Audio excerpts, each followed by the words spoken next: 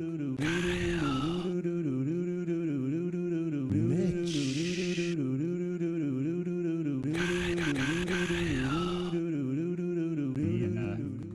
I missed the meeting, but I think I will be able to do it because I think this is important, and he felt really bad because he forgot about me.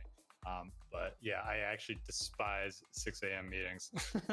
That's even earlier than I have anymore. It's been 4 years now that I've been working with the European versus West Coast America battle, and 7 a.m. is happily the earliest that I really have to go anymore. And I only had 2 of those this week, which was a big deal for this week to calm down a little bit, as the past have been just bonkers. I don't know what it's been like for you, but my past February has just ramped up to where I feel like we were 11, 12 months ago, right before we were starting our last show that I built down in Anaheim. It feels like we've ramped back up to that kind of a pace. And I really wasn't expecting that mid-February. I don't know. Has yours been like that at all, Mitch? Well, I'm sorry. I'm looking at Clubhouse because I'm concerned that on the technical side. So when you talk, I see your thing move and I see my thing move. Can you audio check me? Are we getting some weird feedback on my side? Because it seems like my mic might be activated. I'm not sure. Hold on a moment. Give it a talk. I guess also I can like mute myself, but it just looks very odd. No, you're good. You're good. This is new for us. This is Clubhouse stuff that we're trying to do as well. So if you do have Clubhouse, you can join us on there and talk with us after the show. But it does seem to be working, Mitch. Congratulations. We are Clubhousing and Twitching at the same time. Are we? Does this count as restreaming? I think no. This isn't streaming. This is just audio. I think we're zooming though. I think this makes us officially Zoomers. Oh no, bro. Mitch is done with this already. He can't have. Get out of this room. He's gonna tell you to get off his lawn soon. He doesn't even have a lawn, but he's gonna go with that 6-shooter like Gran Torino, like get off my lawn, kids. That's so funny. That's funny. So all right, well let's just get into the show. I think let's just get straight into it.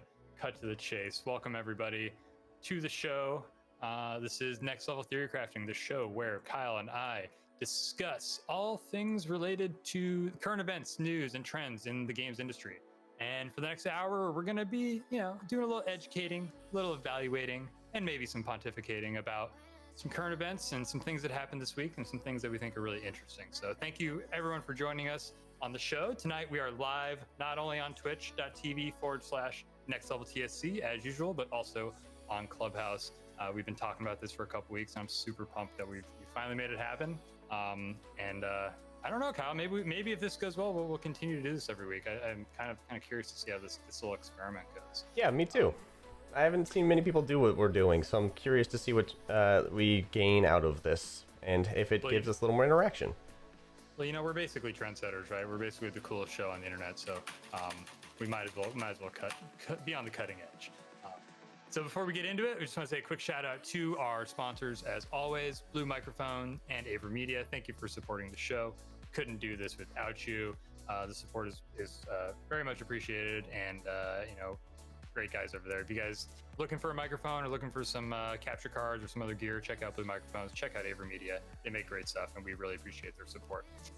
So this month, this is the February 18th. This is episode number 16 of the show, and we're still in February, which means we're still talking about content and how to level up your content game. And this week we're going to be looking at the recent Nintendo Direct announcement, kind of talking through some of that content and kind of the trends we've seen around game publishers talking about their new stuff.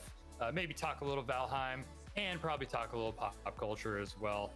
There's lots going on, and as usual, I'm sure we'll get into some things that we're not even expecting to really get into. As usual. So without further ado, I want to open it up straight. I want to get straight to the hard-hitting topics. This is the topic I really want to pick your brain about.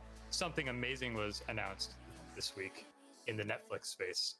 I'm not sure if you've ever heard of this game. It's called Dota. Kyle, I think you're a fan. A little bit. A little bit. I'm bad at the game, but I do enjoy the game itself and the esports of it. It's a lot like my relationship with football. I was never good at it, but I enjoy watching people that are good at it. There you go. So there's an anime that was announced for the Dotes, and I was kind of scratching my head at this a little bit because It's very unexpected. How do you feel just as a Dota fan, just like the fact that they announced an anime first and foremost? It feels fitting for the Dota audience for it to be an anime. It really feels like it crosses over with two of the worlds that I see Dota fans clinging to often. So it was out of nowhere, and from my knowledge at least, I didn't have any rumblings about this thing coming out, and then it's a month away that it's right there. They've been working on this for a while, and it kept it pretty quiet. And it explains why Valve may be distracted at the moment, not producing anything else, but there's always something good that comes out of Valve focusing on something for a little while. So I'm really stoked that this kind of an outlet is coming around for Dota, because it does have some of the most hardcore fans out there that are not just willing to go and travel and go to these events.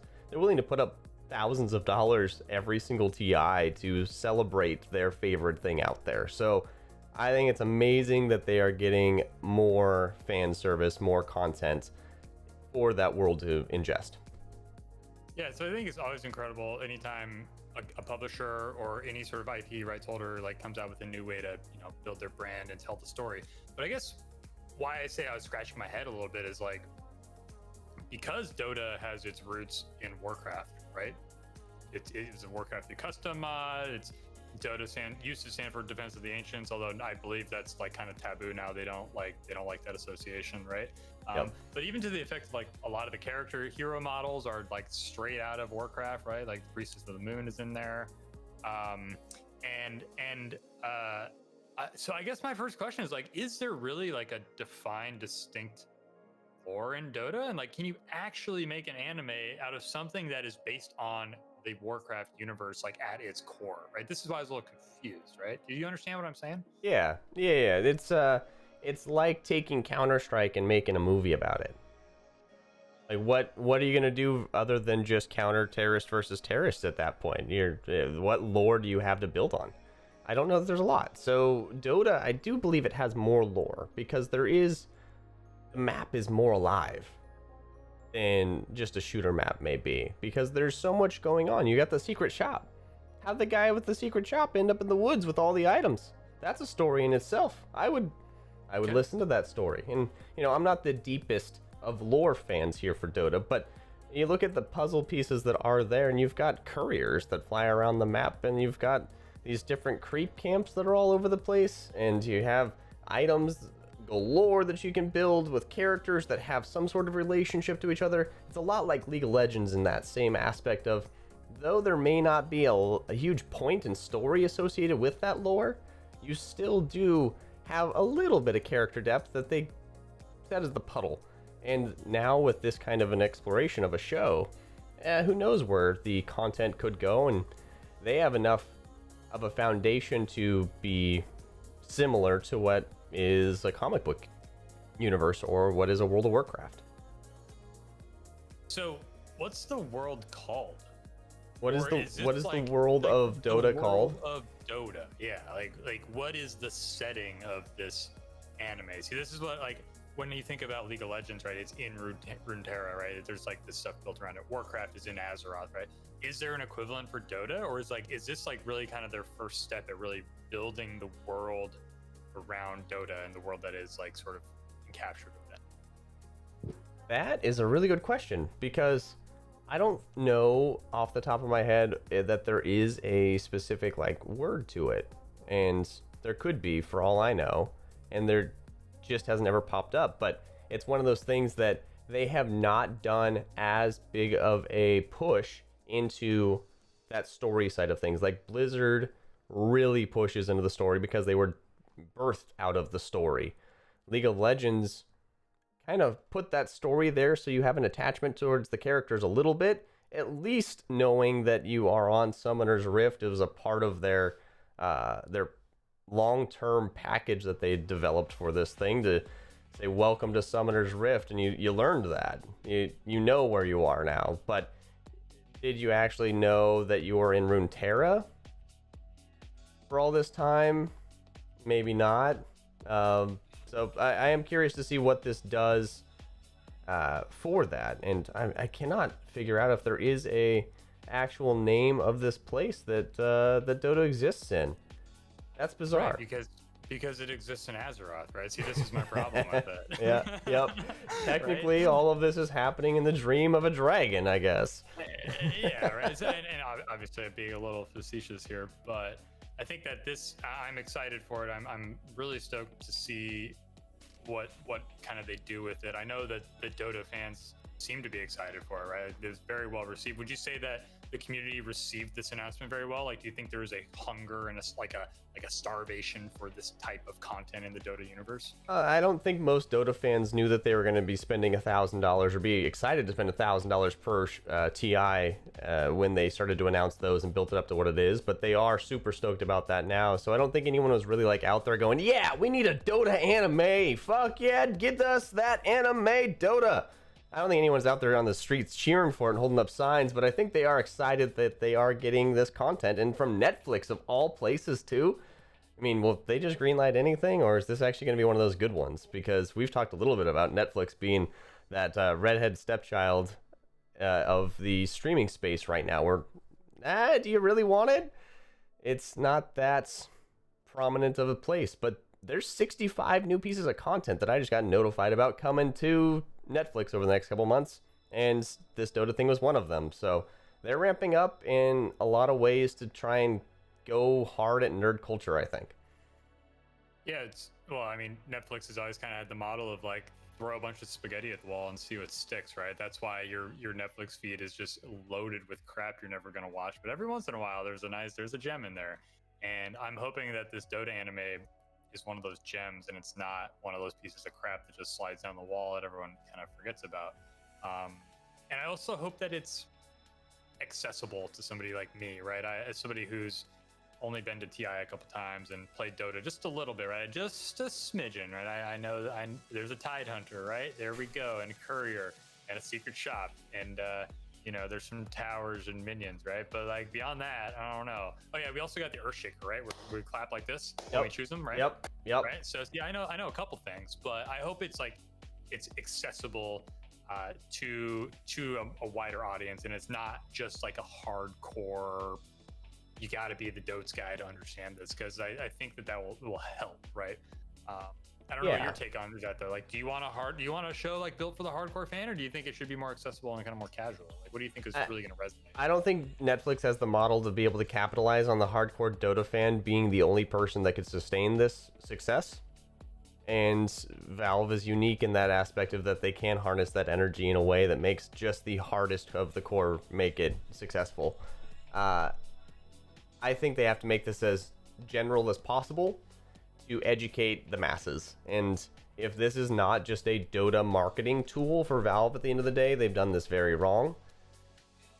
And it just needs to be educating more people to want to go and watch more TIs at the end of the day.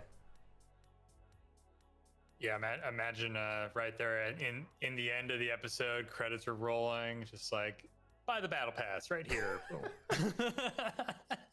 Well, and I'm curious as to what this means for Valve. And we talk about Marvel a lot recently, but I watched a really decent documentary from 2014, a little dated, but really, really cool information. And it talks a lot about how all of this universe came to be. And at one point, you can see in the middle where they're like, oh, we've got Netflix producing stuff. We've got this show out here. We've got this movie over here, this property over here. If they don't control where all of that goes and have a tight leash on it, they're going to start to lose control of a very valuable property in the long run. So giving this to Netflix could be a long-term error that I don't think they need Netflix to do this, honestly. They really don't. They being Valve? They being Valve, yeah. Dota in general. They could have hired animators. They probably could have got the community to do it for fucking free. And even gave them, 20% of all of their art's earnings for their Steam store at the end of it, and still service the community quite well while cutting Netflix out of this deal completely. So I don't know what they gain by doing this with Netflix other than non-endemic. Reach and distribution and new eyeballs. New eyeballs. Just answered your question, right? They already have reach in all of that to all of their fans. What do they need some other distribution channel for? They've got Steam in your eyeballs all the time.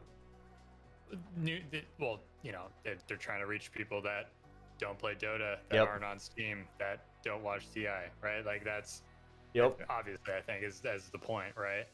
Which is kind of an interesting. You think about it. I wonder if a MOBA is really are MOBAs accessible enough for like the average Netflix? If the average Netflix viewer watches this anime, are they and they're, you know, not a hardcore gamer, are they gonna fall in love with Dota so much that they're gonna go like want to go run their head into a brick wall for an hour to try to win a game and learn how Dotes works? Or like, I don't know. It's really interesting. It's an interesting question, right? It's I don't think the game is particularly accessible from like the perspective of, you know, I don't know. You're smirking at me. Maybe You're they go smirking play at me. Artifact instead. Oh, interesting. Even though it's a dead game, it's still interesting. Artifact is set in the same world, right? It's the same. It's Artifact Dota is, and cards. yeah, the card game for Dota. So Hearthstone, Legends of Runeterra kind of mashed together is this game. It's more accessible, and it was originally theorycrafted to be the education tool for Dota newbies to understand what goes on and like lane play and all that kind of stuff. And I don't think they did a great job with trying to make that happen when I had played it. So I think they flopped pretty hard there for a lot of reasons. But I don't know what you pose a good question. I don't know what the new Dota fan from the anime lives for beyond just the anime and maybe some esports, because I don't think they're going to enjoy beating their head against the wall that hard for that long. I didn't, and I liked the game already, and I had friends to play it with too, and I played it with those friends, and that was pretty much it.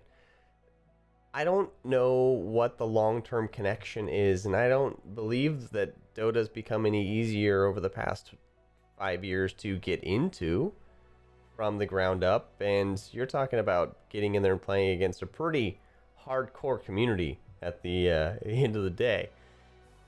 It's not going to bode well, in my opinion, but hopefully they like the content enough to continue to produce it for those people that are now Dota fans and just Dota anime fans. Yeah, and maybe that's the answer here, right?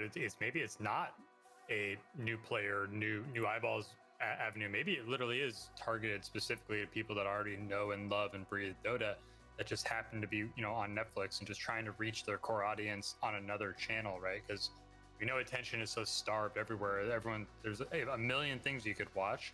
And so Valve is maybe thinking, okay, well, if they're not playing Dota and they're, you know, on the couch watching Netflix, can they be engaging with Dota there through this avenue? So maybe that is the play here. It's not about new eyeballs. It's about engaging the same eyeballs, keeping their super fans like super pumped about fake Azeroth or whatever the fuck it's called. Yeah, which there is an extremely deep, I finally found it on the Dota 2 wiki.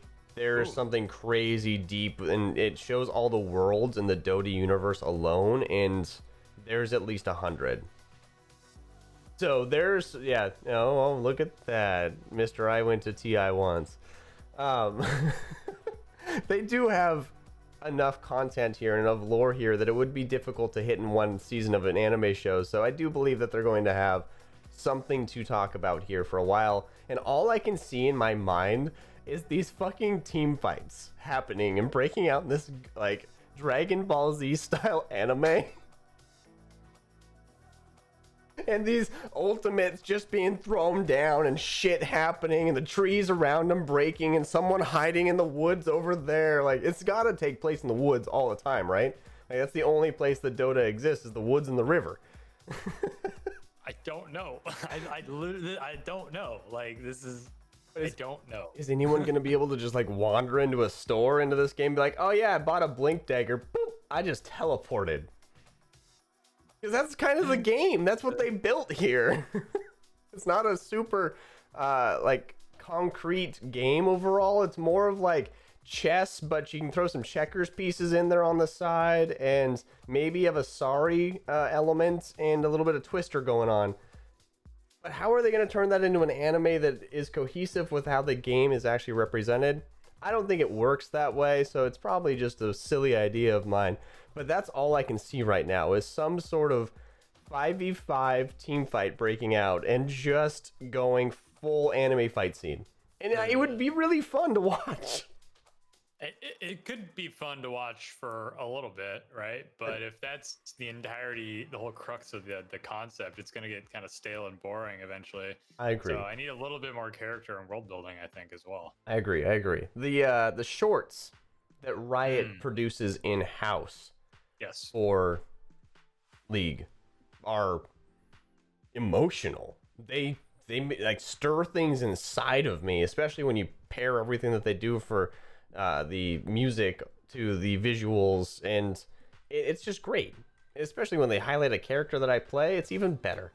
So I can only imagine what it feels like as a Dota fan to have something like this coming, and maybe the character you play is going to be someone in the show, and is going to get highlighted. And how cool would that be, that you get to see a little bit more about the person that you do get to go and main? But also means that all your items are going to go up in value like fucking crazy. So get on them fucking Dota stonks right now and get those items for all those characters in the show, because they're going to be hot. Not advice. Don't listen to me. I'm an idiot. Yeah, not financial advice. Do not invest in Dota stonks. You'll see me up on Cap Hill up there with deep value. I like the stonks. That's funny. I do agree that Riot does a really good job with those shorts, and I think what makes it powerful is not only the value, the production value within the shorts, but the fact that like the short comes out and it's tied into like the event that goes on within the game at that time, and it's like this whole cohesive like thing. And I'm actually kind of curious to see if maybe Dota does something similar with like trying to tie in something about like that's going on in the actual game with the anime. Although now, granted, it's an anime, it lives on Netflix, so it loses that timeliness, right? You can watch it anytime. Whereas on the Riot launcher, it's like during the week or two of the event, it's like, here's the short or the month, right? And then it kind of goes away and cycles back. So I don't know. I'm super pumped about it. Any last words before we switch topics? Or like, I guess, do you know when it comes out and at all? I think it's like March 23rd, I believe, is when the new Dota Netflix show comes out. Nice. So maybe we'll circle back on this when it's released, and we can maybe have like a little reaction session, talk about some of the episodes or kind of how it goes when it comes out. I think that'd be a good idea. March 25th is when it comes out, but we'll definitely be covering this to a certain degree, because it is just enough crossover between all the worlds that I think you have to, as a nerd, to go and give this a shot. Well, you know what else has lots of crossovers, don't you? Super Smash Brothers. Oh boy. Does it? There's the segue. Man, just hop on board. Don't fall off this bad boy, because Mitch is taking you on a tour. Yeah. Screw. Yeah. Did you watch the Nintendo Direct? You see that? I've seen some of the Nintendo Directy things. Yes. What were your opinions and thoughts on this? Because I'll reserve mine for now. Oh man, I always like, the funny thing about Nintendo Directs is I always find out about them after they happen. Like, I never know it's coming until it's already happened. I don't know what, maybe I just am not following the right Twitter accounts or something, but I never seem to know like when to tune in or like to expect to tune in, right? So I didn't actually get to watch this one. And just reading through kind of some of the things that were announced, I don't know, it feels a little meh, and that's the part that I'm disappointed about, honestly, because I knew about this one ahead of time, which I'm usually in the same boat as you. Even though I do follow the gaming news quite a bit, the Nintendo Directs will normally pass me by for some reason or another. This one I knew about. This one also coincides with a really, really close 35th anniversary that we saw Mario get serviced galore over, and I was really hoping that some green tunic wearing, fairy following elf would get a bit more service than he did, but poor Link is only getting taken to the skies again, so it's not this time in HD though, right? So like, it's in cool, HD, but like I was really hoping that they were going to go ham into Zelda for this one. It's right there at the 35th anniversary for this franchise. They did Mario so properly, and I may have worked this one up in my head a little bit too much, but I really was hoping that Nintendo was going to give us a 4K version of Breath of the Wild, Ooh. not Breath of the Wild 2. I wasn't expecting that, nowhere near. That's like 5 years away from now for some reason. But we're going to need a 4K version of Breath of the Wild to play on that 4K Switch that we've heard so much about being rumored.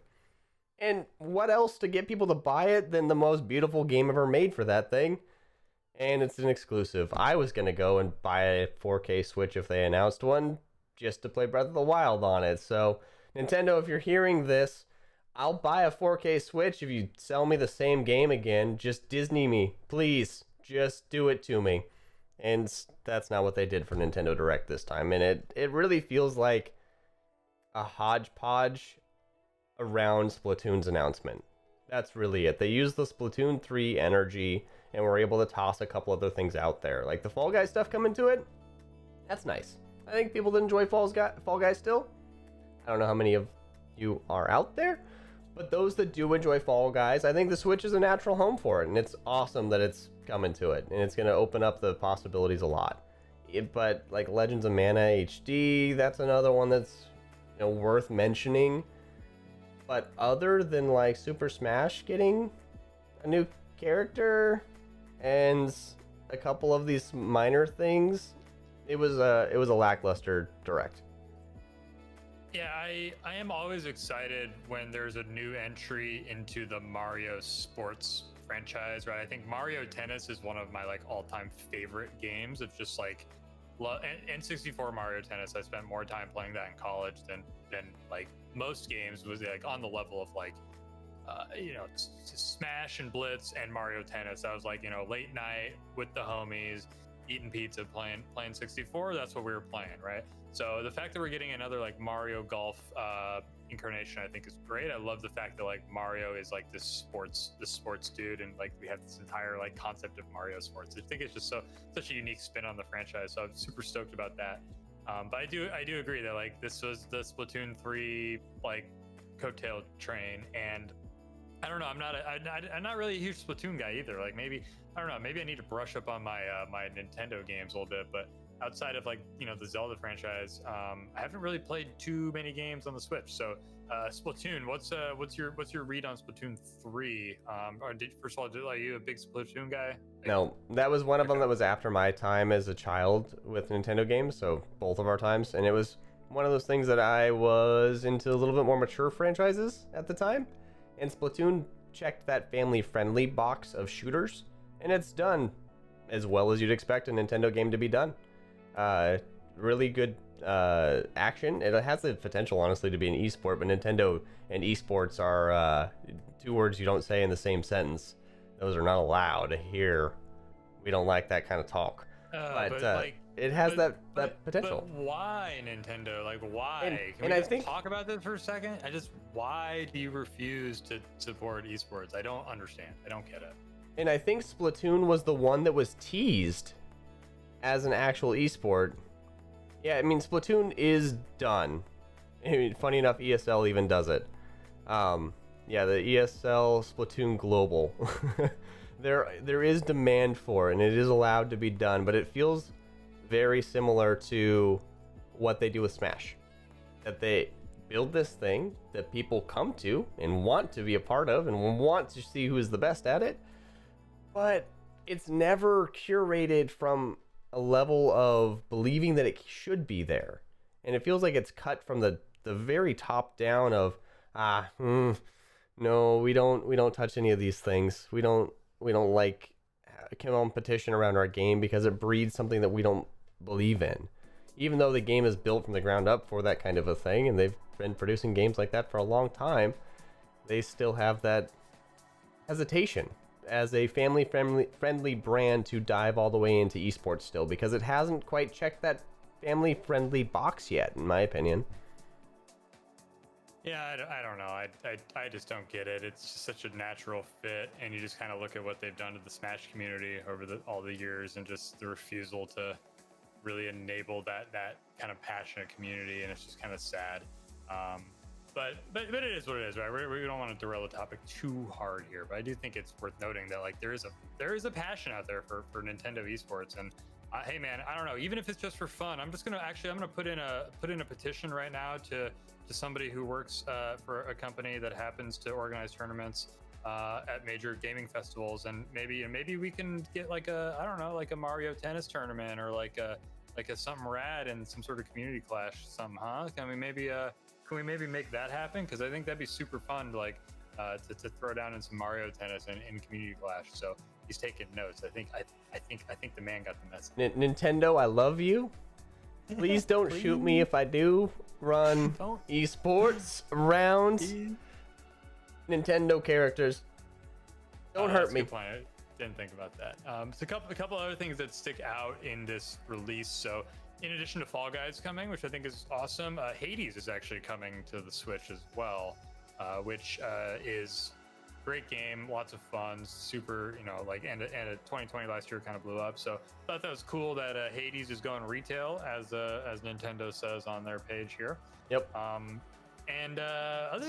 than that, other than a couple games coming and like a bunch of DLC and like, I don't know, Super Mario themed items coming to Animal Crossing, like that's kind of cool, I guess, but it doesn't really do it for me. So It kind of begs the question though, right? Like when you have this like distribution channel as your primary way of communicating content and updates, like sometimes it's going to be underwhelming, right? It can't always be a 10 out of 10. And this one feels like it's just one of those ones that kind of fell flat for whatever reason. Yeah, it feels like Nintendo has gone in an ebb and flow of whether the Direct is a banger or whether it's awful. And honestly, it revolves around their key franchises. If they do something with Mario, if they do something substantial with Mario, if they do something substantial with Link in Zelda's franchise, and if they do anything substantial around Metroid, that would blow up a Nintendo Direct. And I know there's a lot of people that are still waiting for that too. So like, I've got my game on this console. There's people that still don't have their game on this console yet that are waiting in the wings.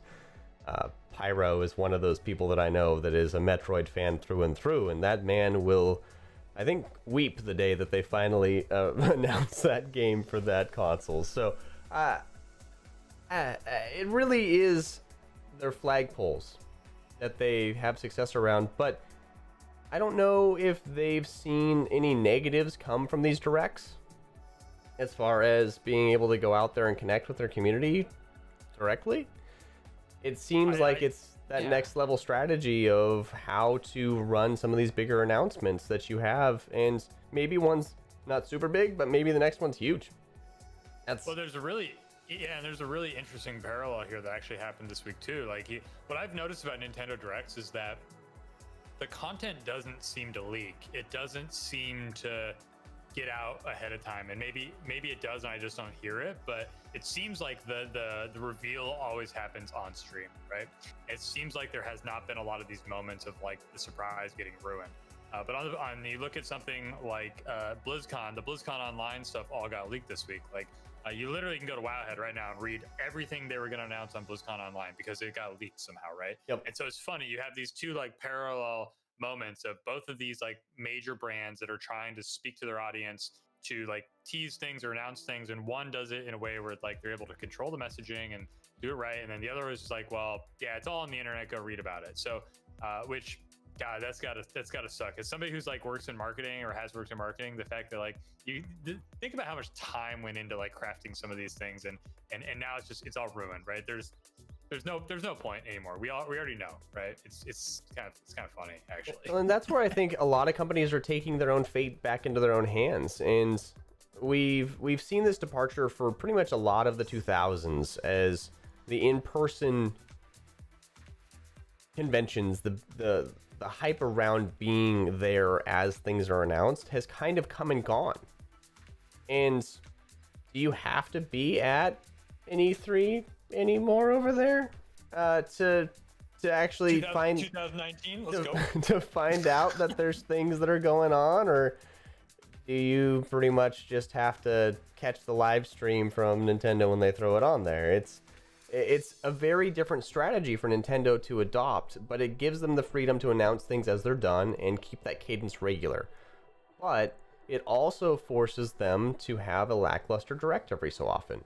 When they have nothing to really talk about, but they have something to talk about, it doesn't make as big of a splash when you're announcing Splatoon 3, the next Mario game, some new Zelda content. Hey, look, there's some Metroid stuff over here, and we've remastered all these games. Here's the indie games that are coming out. You're now inundated with information at E3 versus a direct that gives you something that's consumable. You may not like all of it, but it's consumable at least. It's something that not as much gets lost in the noise of everything else that's going on during E3, because what else happened on the 17th? Nothing. I don't think anything else. Like, Nintendo Direct was the biggest thing. So they made a splash that day versus kind of letting some of the stuff fizzle out into the noise of an E3 or even PAXs or big conventions that have these kinds of release cadences associated with them. I think that obviously you've already spoken to it, right? Like, more and more companies are trying to do this. They're trying to own their moment, own their like sort of distribution, own a day, as opposed to like just being another drop in the bucket during an E3, right? So I think COVID is only going to exacerbate this problem, right? Because the fact that E3 was canceled last year and we've got a whole like calendar year of no events and everything is sort of shifted. So it'll be really interesting to see like when E3 comes back, how these publishers are going to approach it. And I quite frankly, man, like the cost of exhibiting at an E3 and building a booth and like actually physically doing it, it's more about the experience, right? It's like that brand experience. I don't know if it's still the best place to like make your big announcement. Like, if you're gonna be there, I think you're there because you want to engage with your fans, you want to have a physical activation, you want to like physically make that connection for that experience, right? And the whole idea of, well, you know, did you see what they announced? What we're going to announce? Like, I think the announcement wars are kind of like losing their luster a little bit because of things like Nintendo Direct and because of the internet just in general. And I'm not sure. It does beg the question, though. When E3 does roll around normally, that media circus that follows, everybody's paying attention to gaming during the first couple weeks of June normally, whenever it does fall. So if you were trying to get the attention of the most people out there, that does still seem like it is the best focused spot of the year to do that kind of a thing. At least, you know, pre-2020.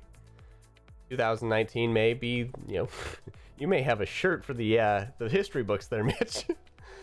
This maybe be a very, very cool shirt to say that I own. You know, the last E3 as we knew it, quote unquote, right? Before everything changed. Because Devolver had already been going out and doing their own thing at E3. Yep. Microsoft bought the building next door to the goddamn Staples Center so they could do their own fucking thing. Yep. Like, that's ludicrous level of, oh, fuck you, is what it feels like. But they still were working hand in hand to build that giant media circus. So there was still some benefit there because they were all on the same time. Nintendo has pretty much just given the finger to everyone else and said, like, yeah, we probably do what we would have paid millions of dollars for less than 0.5% of that is what, like, you look at the production value and like that the meme is so real with those directs because it's always got the Switch sounds in it. But that production value is not that expensive. It's not a giant stage. It's not hiring a bunch of staff to come out. It's not taking over half of a hall. But they're still making the impact within their community in the way that their community is ready to receive it. More than they were at E3. I think it's the trend. I think so too. I'm really curious to see what happens to E3. I hope we get an E3. I don't even think we're going to get E3 this year. Probably won't, right? Actually, I believe E3 2021.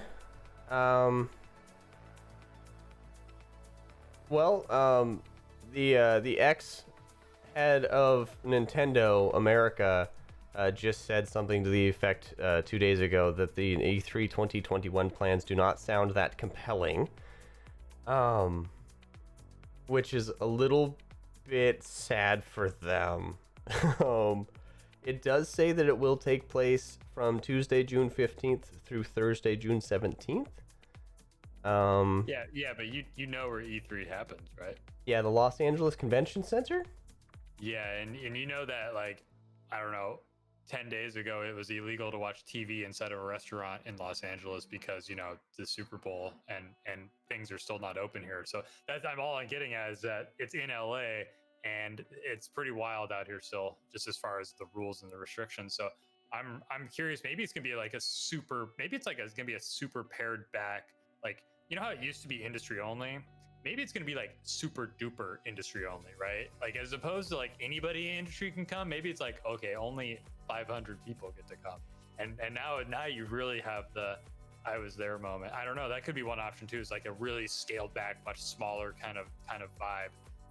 Maybe that's an option this year. I'm not sure. I don't think that's a great thing, but maybe that's what they have to do just given the circumstances. And I guess what I'm reading right now is that there was a leaked pitch document for an all-digital version of their show. There's a leak. Full of press conferences and demos. Here's yeah, that sounds like what everyone else has been doing.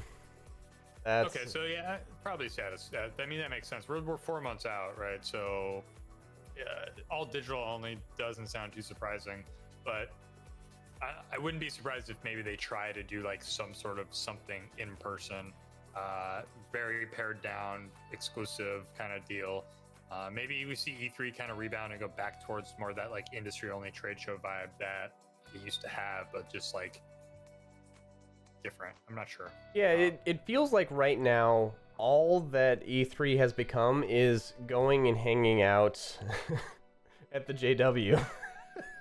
Well, where else? What else is there to do? You don't even need to go into the hall. You just gotta go to the JW and take your meetings at the Yard House. Right? Hang out at the bar. Like, that's all you really need to do. That's what E3 has become. So if there was an E3 that was to replicate that thing, I think JW Marriott has a great opportunity to host an online, like, LinkedIn sponsored convention to be able to connect all those people together, and they have the Yard House sponsor it and just send beers to everybody's house, and you can have that same experience at home delivered to you by not E3.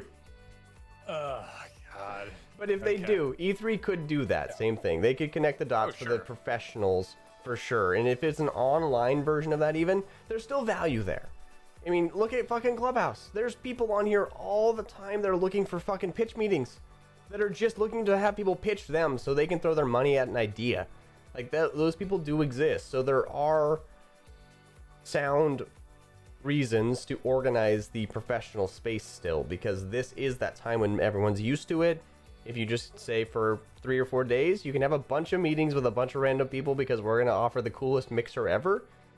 If E3 branded themselves as the coolest mixer, professional gaming mixer ever, like, people would be excited to go to that shit. Potentially, I don't know. Because the Face It Monster Cat party afterwards is choice. That's the content that we go for. It's just true. It's true. I mean, yeah, you do mention like, okay, like, shouldn't it just be at the JW? It's like, well, yeah, it should, assuming there is an after party somewhere as well, because the after party is very important as well. Yeah, that's the second reason you go to E3. Yeah, like, do we all end up in some like WoW server at the end of the day playing Burning Crusade now? Is that what we're gonna do post E3? Oh my God, can we talk about that for a second? Okay, so Burning Crusade Classic. How do you feel about that? Member berries are great. I really like member berries. I think it's really funny that we're at the point with World of Warcraft that they can't come up with anything else new and ingenuitive to keep the audience happy, that they're just trying to go for those people that have the nostalgia too hard. And BC was when WoW started to get polished. So it's a good state for WoW. I think this is a really productive place for WoW to be, and I think there's a lot of people that have been demanding that vanilla be expanded upon, so it's time for that to happen. But are you gonna get caught up to us again at the current rate we're going? Like, when does that kind of just loop back around and collide back up with their current offering? Yeah, I'm not gonna lie, when I read Burning Crusade Classic, it took me right back to when that's when I started playing, was like during BC. So like I immediately had the nostalgia. Like, I was like, oh man, that was like the golden age of WoW for me, right? And a lot of people look at BC as like the golden age of the game. That's when like PvP and arena stuff kind of came in. A lot of the class mechanics were really cool. It was a fun vibe. But yeah, then it actually begs the question, like, are we gonna get Mist of Pandaria Classic? Are we gonna get Battle or Warlords of Draenor Classic, which was a dumpster fire of a game, right? And by all accounts, probably the worst WoW expansion ever. WoD. Are we gonna do that one again? So when does it stop? Yep. It is a natural question, and I hope it stops at BC. But I think it's a huge missed opportunity for Blizzard. Actually, I was hoping they were gonna do the Classic Plus route, where instead of just re-releasing all of the same stuff we already know and have been playing for 15 years, add some new content, add a new dungeon, like keep the level cap at 60 in WoW Classic and open up another raid, or like build some new storylines, right? And let people experience, like, to build on the world in the classic, like with the classic systems, but like give people content that's actually new and not just a retread of all the things we already know and love. And I think it's a missed opportunity. I was really hoping they would do that, and I think it's pretty clear it's not coming. It's not happening. I don't think so. I think what we are seeing from Blizzard is, what can we copy, paste, repeat? What can we get out there just so people want to throw a few more dollars at us? And it's reminiscent of the HD remakes that they've been doing for all these years as well. And, hit or miss, they're decent. I think... Decent. Yeah, occasionally they're okay. Warcraft 3 Reforged, decent's a stretch. Right? Decent's a compliment to that, for sure. Decent is a compliment. It's the nicest thing that game's ever heard. What I'm so confused about is why they needed to segment their WoW audience. Because if they gave the current WoW player the ability to say, hey, I want to take my character back in time. Boop. Ooh. BC. You're now a BC instanced version of your character. What's the difference between running what they have now versus that and saying that your character can live a BC life? Because I'm more attached to my character than I am attached to World of Warcraft right now. Delano's my girl. She's been with me since BC. And if I can take her back to BC, that'd be pretty fun to go back and play that content again. You do, like, revert your character to that, and you got to change the mindset and everything, but it feels more natural to just give the World of Warcraft existing world the ability to exist in their existing world. Why force them out of it again?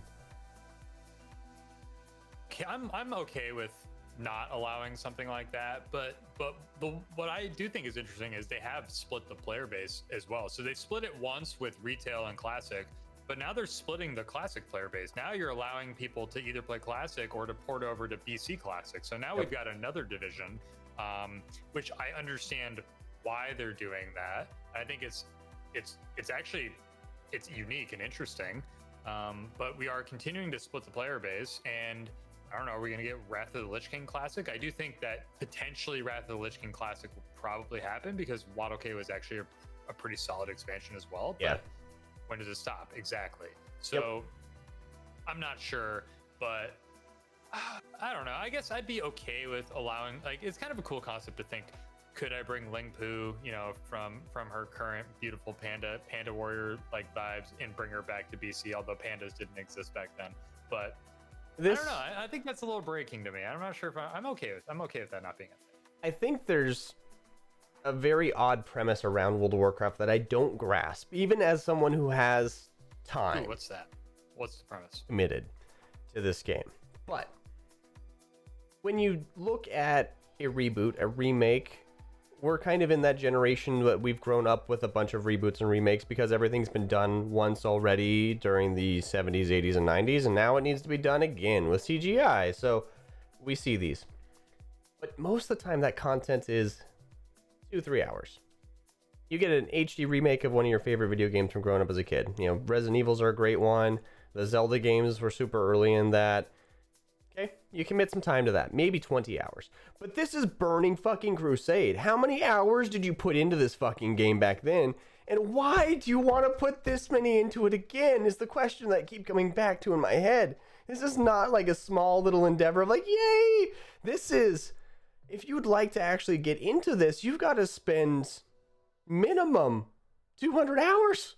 It's a grind. BC was a grindy game. Like Hellfire Peninsula, just running around there trying to do the quest. It's a grindy game, right? Although Zangarmarsh is probably one of my all time favorite beautiful zones, just for whatever reason. I love Zangarmarsh. But yeah, you're right. You can play through. You can level up from 60 to 70, and I don't know how, like, what is that? Maybe 50 to 100 hours or something like that. Like I don't even know. Like I don't even know actually how many hours, but still, even just to hit level cap and just to like quest, it's not a small time investment. You're actually very, very right. Yep. And I ain't got time for that shit. Like, Nope. I barely have enough time to enjoy new games that are coming out and keep up with that stuff. I don't have the time to go back to this. And this is coming from someone who's a retro nut that loves to go back and play these old games.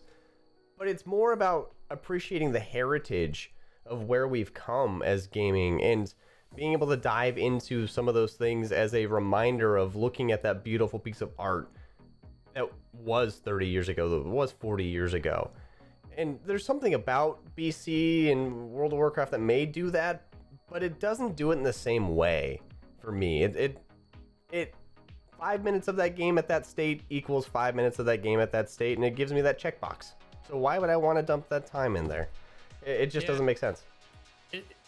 I understand, and I think this is why I've been advocating for like a classic plus approach. And one of the games that really sticks out in my head that like did the reboot really well was the Final Fantasy VII remake, right? Because not only did they update like the graphics and kind of the vibe, but they updated like the battle system, and they also like basically it's a different game, right? It's like still in Midgar, and it's like still set in place. It's still the characters you love, but it's like a different take on it. So it's like, why would I want to run through that? It's like, well, it's a different experience, right?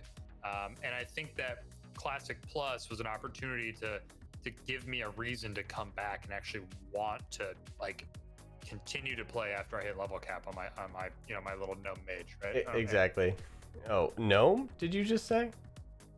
Yeah. So I mean, of course, like so I played Horde my entire life on retail, and when Classic came out, I decided I wanted to see behind the veil, so I played a gnome mage. His name is Nami. All right, he's a blizzard mage or frost mage, whatever it's called. He's a mer person, isn't he? I've got some ally scum on my Classic account. It's fair. I'll cop to that, but at least it's on your Classic account.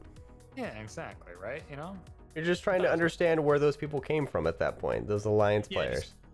Just got to understand the pain that is running around frickin' Stormheim, like without being able to fly, because that place is confusing. Or Stormwind, sorry, not Stormheim. I'd say it's Stormwind, but yes. See? Look at you. That's how much of an ally I am. I called it Stormheim. It's like, oh yeah, that's that zone in Legion. I think you're just trying to get some Valheim time in. I think that's what you're heading towards.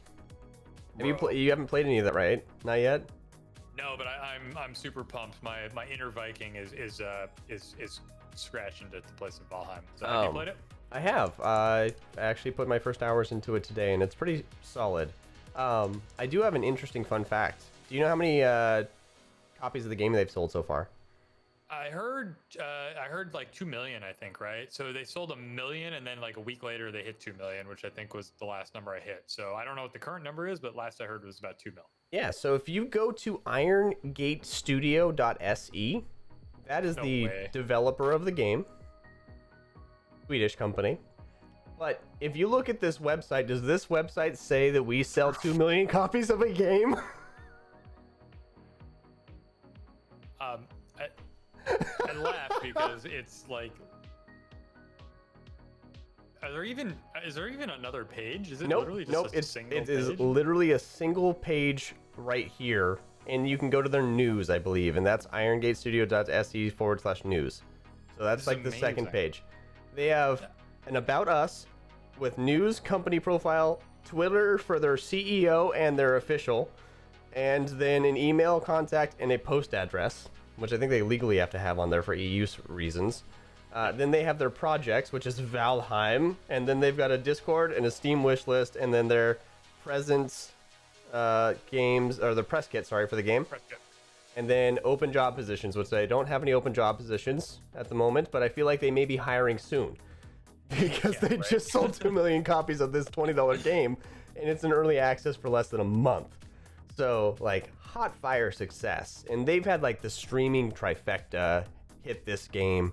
Everybody's been playing it right now. It's blowing up on fucking Twitch. It's beating concurrent player records. It really is exploding. And one of my favorite parts about this game is that they've developed it so smart. And it looks like from their website that they've got like a handful of people working on this game, because they don't even have a website person for this game. Yeah, so to their credit, when you click on Valheim under projects, it does go to a website that's a little bit more robust and built out. But I do kind of love this like super bootstrappy, just single page. We don't have time to build a website for our studio. Here's our legally required information. Here's a link to where you can buy the game. No, we're not hiring. Go away. And that's it. I kind of love that. It's like, it really speaks to the size of the company and just sort of like the vibe that's going on. But I'm curious, like you say that it's like smartly developed or smartly designed. Like, what do you mean by that? Like, what gives you that inclination? So when you get into this game, you look at the art style of it, and it's kind of visible there on their website. It's relatively rustic and unrefined. So not really a Minecraft blockiness. They've got wire structures and wire frames underneath there, but they haven't spent all of the time to make it look pretty yet. Oh, interesting. Okay. All the way across the board. And that's not to say that the world is not pretty. The world is very pretty in a 4K way even. This looks great at 4K, and it's almost taking away from the pixelized art once you do put that character model at 4K, because it smooths a lot of it out. So what you're seeing is not that high quality pixel art, but it is extremely smart as far as the design style goes. So whoever was behind the art direction of this game, I hope that they do have a grand plan in mind for this, and it will be able to expand now that they've raked in somewhere around $40 million worth of revenue on this thing in a month. And it will turn into the like beautiful game that we're used to nowadays. But they have this a lot of Norse mythology in it. So like Yggdrasil and the Tree of Life is very prominent, and it shoots across the sky in this thing, almost like you're on Halo is what it feels like, in this giant branch. And it's something that I would sit and stare at for a while, but then I like realized I'm staring at something that most people, if they saw alone, would probably be considered ugly, because it's not high fidelity art. It's not perfect. It's not this visually appealing on its own, but when it's in this world, it does fit. But they've got the right priorities, it feels like. The game runs smooth. The mechanics all work pretty well. The draw and hook to keep you playing is pretty powerful. It just has a lot of that staying power that many games that go into early access that explode kind of fizzle out. This really is a game that deserves to be transitioned out of early access. And there's not many games nowadays that I would say that about. Rust is one of those that I absolutely loved. And this is a very similar vein of survival crafting, I would say. And that Rust feel, when it first came out, this game definitely personifies that all the way through. And if we look at where Rust is now versus 5 years ago, if this game has that staying power, which I think it will, this game is going to be a killer 5 years from now. This is going to be like a new world mixed with a survival crafting game, because you level up as you play. Not overall, but your individual skills level up, and you start to feel rewarded for your actions more and more as you play. And that RPG element starts to sink in as a little bit of an addictive mechanism for those of us that did play WoW. So what I was going to ask was, like, so we all remember when PUBG came out, and PUBG I think was like the first one to really do this like early access model, or it's in alpha, right? The joke was like it's in alpha, it's in early access. It was in early access for like 4 years or whatever. Right? Yeah, it was hosting $100,000 esports tournaments in early access. Early access, they're just hilarious. But like I think they were like really one of the first to like really popularize it. Maybe they didn't do it first, but they like, when I think of early access, I think of PUBG. But what I also think about PUBG in early access was it was just a buggy piece of crap. Like it was just like wasn't a great experience. It was an awesome game, super fun, but it crashed, and it was like, cars were, mechanics were bad, and just like it had issues. So my question is like, does Valheim suffer from some of these same like similar performance issues that we kind of know early access games sort of like have, or do you feel like it's a little bit more polished from like an early access perspective, and a lot of that early access is like, yeah, it's just not in 4K, but like it's still, everything kind of works and functions pretty well. So have you noticed any crashes or stuff like that? No crashes. Occasionally I will see something that doesn't autosave, and it tells me like a difference between the server time and me, and like a delay there. So I think there's like a makeup, so I'm not exactly sure what that is. There are a few mechanics that aren't quite as polished as they could be, but they function. So I think they're going to have a lot of quality of life improvements over the next year for this game. And Coffee Stain Studios is the publisher that signed them, and they make Satisfactory, which is a great crafting game, which with their build in the Epic engine, it allows them to utilize some of those Fortnite style mechanics that allow building to be super seamless and fast, and they've played into that with Satisfactory. This is not as quick and it's not as snappy, but I do believe that Coffee Stain has a formula here that they're probably going to be able to pass along and refine some of these overarching big pieces of a crafting game now, because they already have some dabblings into other crafting games. All right, well, I'm getting on the Valheim train. We're gonna get it. All procedurally generated. Viking heritage. Oh yes. Yeah, I'm really stoked about it. I've heard really good things, and we'll have to get in there and build some huts and fight some bears or whatever it is you do. I don't even know. Build a civilization out of nothing, since Odin cast you down out of Mythgard or something like that. Yeah, that's how it starts.